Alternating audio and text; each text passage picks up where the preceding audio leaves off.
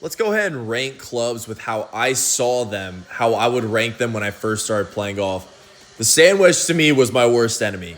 It was, I could not hit it to save my life.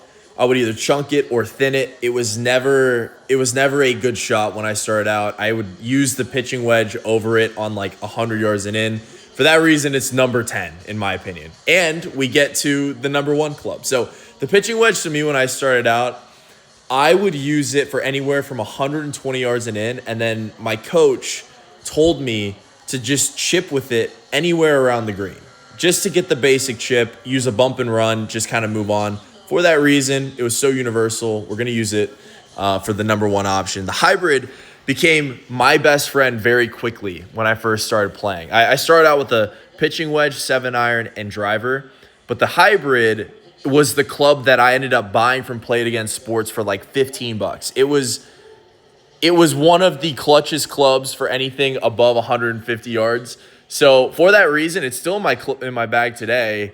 I got to put it top three. We'll put it 3.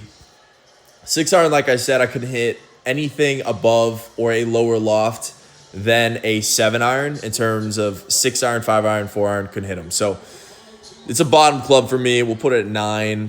7-iron, it's right up there with the pitching wedge. It's the first club that I bought from Play It Again Sports. I bought like all my clubs from Play It Again Sports.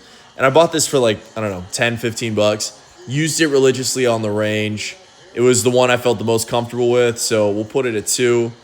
9-iron, I didn't really use the 9-iron as much as like the pitching wedge, for example.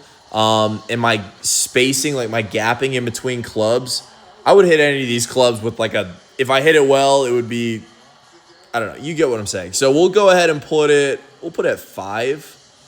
The 5 wood is interesting because I remember going to my coach when I first started playing and complaining about my driver, and I could not keep it in play. And he said, go ahead and take my 5 wood. He gave me his own 5 wood and said, Zach, go ahead and try it out. Go ahead and practice with it. See if you like it. And that's when I first found my fairway finder. And I fell in love with the 5 wood. I ended up buying a 3 wood instead. But for that reason, it is one of my favorites. The driver, it was like, oh gosh. The once in a blue moon where I managed to keep the ball in play, I would love the driver. But outside of that, it would just cause my score to explode. So it'll be at an 8.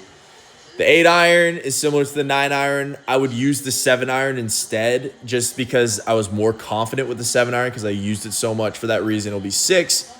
And the putter, I truly thought was boring when I first started playing golf. So it is what it is. We'll put it at 7. And that's a pretty good list for me.